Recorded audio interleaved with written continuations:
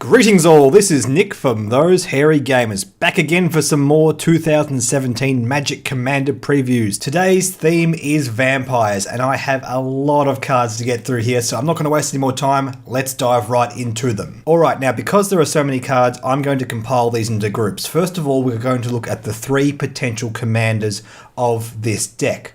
First of all, we have Edgar Markov, cost 3 generic, 1 red, 1 white, 1 black, a legendary vampire knight.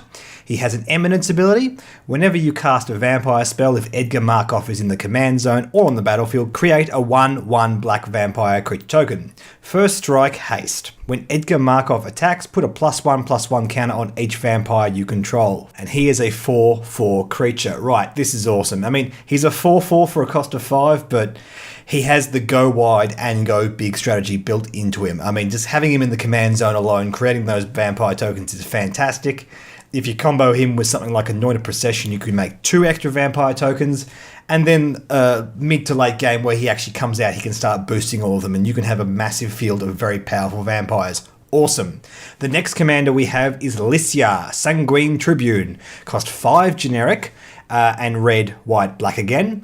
A legendary vampire soldier. Licia Sanguine Tribune cost 1 less to cast for each 1 life you gain this turn. Awesome. First strike and lifelink. And she has the activated ability, pay 5 life. Put 3 +1/+1 counters on Licia. Activate this ability only on your turn and only once each turn. So it seems a little bit harsh making it that you can only do it once on your turn. It seems like you can't do this over and over again very fast, but I guess the idea is here, if you're using her, you're often going to use a heavy lifelink strategy, and if you could just do it as much as you like willy-nilly, you could really pump her quite hard. So maybe they just wanted to put a hard cap on that just to make sure it doesn't get too out of control. But this is fantastic. I love the first part that really brings down the cost of her. If you have a nice lifelink-based commander deck, you can put her in the command zone, and if she bounces back to the command zone and increases her mana cost, well, you can reduce that, which is fantastic. The third commander we have is Mathis, Fiend Seeker. Cost red, white, black. A legendary vampire, menace. At the beginning of your end step, put a bounty counter on target creature an opponent controls. For as long as that creature has a bounty counter on it, it has, when this creature dies, each opponent draws a card and gains 2 life. Awesome. So you're picking targets and everyone's having a good time when they kill it. Especially in 4-player commander, this is going to be a lot of fun. It's a 3/3 with menace for 3, not the most aggressively costed, but if you can get this guy out early, indeed if you make him your commander to make sure you have access to him early, he can get this ability working over and over again and really get a lot of good benefit out of it. I like the concept behind this guy. Alright, next up let's have a look at some of the mono-coloured vampires. We have Bloodline Necromancer, 4 generic and 1 black. Creature Vampire Wizard, lifelink. When Bloodline Necromancer enters the battlefield, you may return a vampire or wizard card from your graveyard to the battlefield. Now, this was actually spoiled a few days ago, and what's interesting about this is we know now that we have a wizard tribal deck coming out as well. And this card works in a vampire or a wizard tribal deck, so this could theoretically be in either of the 2 decks or potentially in both, which is quite cool.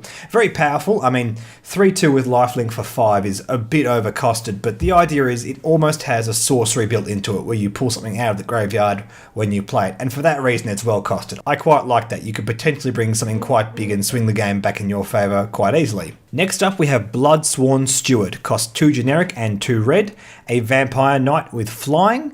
Commander creatures you control get +2/+2 and have haste.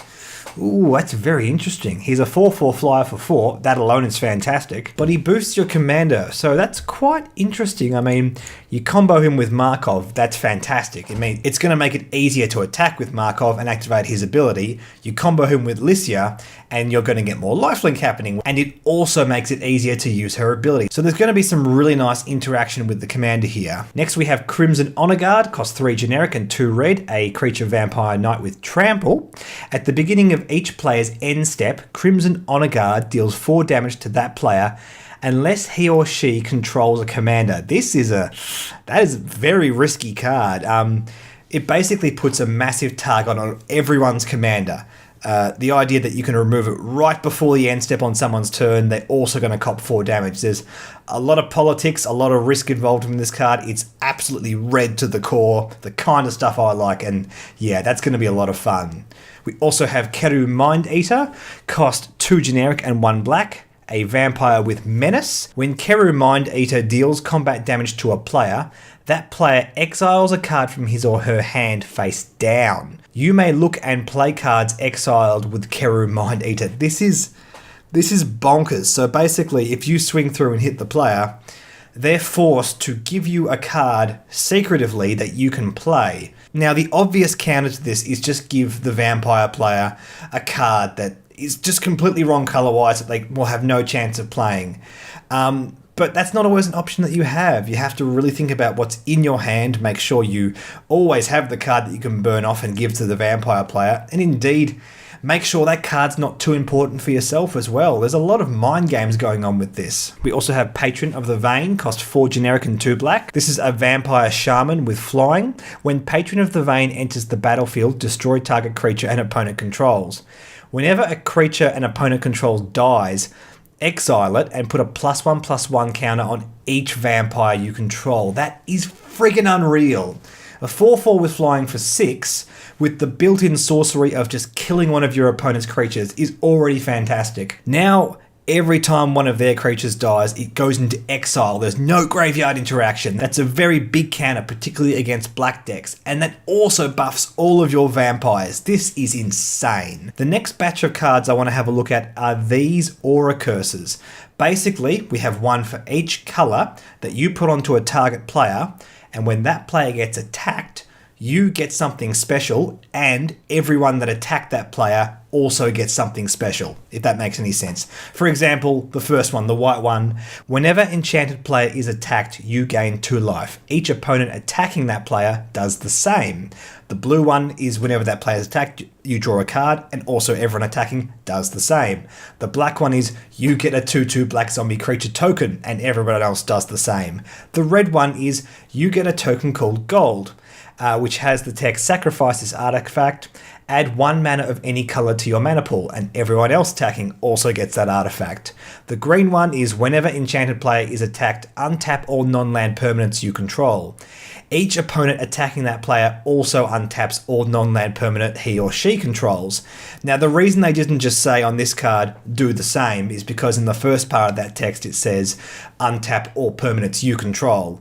So if it said, your opponents do the same, they would untap all the things you control, and that wouldn't make any sense. I had to stare at that for a little bit to work out exactly why that was written that way, but a very, very cool concept. The main difference between them is the sort of the flavor of how it works. Obviously, they all relate back to their color, and also the cost. The more expensive ones seem to do something which is a bit more powerful over and over again. The red one in particular only costs 1, and it gives you this one-off free piece of mana that adds any mana to your mana pool, which is fantastic. Okay, moving on to the instant and sorcery has been revealed here. Next we have Disrupt Decorum, 2 generic and 2 red. It's a sorcery, goad all creatures you don't control. Goad means until the next turn, those creatures attack each combat if able, and attack a player other than you if able. This is really cool. This is friggin' mayhem. You just play the card and all hell breaks loose. I love the concept behind it. It's political, it's aggressive, it's risky, it's everything that I love about good red sorceries. And the flavor text is dinner and politics don't mix, and everyone's having a massive food fight where I think the guy in the middle's trying to shove his fork into someone else's eye. That's perfect. Next up, we have Tefari's Protection. Cost 2 generic and 1 white. It's an instant. Until the next turn, your life total can't change, and you have protection from everything. All permanents you control phase out. Meaning, while they are phased out, they're treated as though they don't exist. They phase in before you untap during your untap step. And then you exile this card. This is like Fog, but a really, really powerful Fog. It's so powerful, you play it and nothing can happen to you at all. You're completely 100% protected.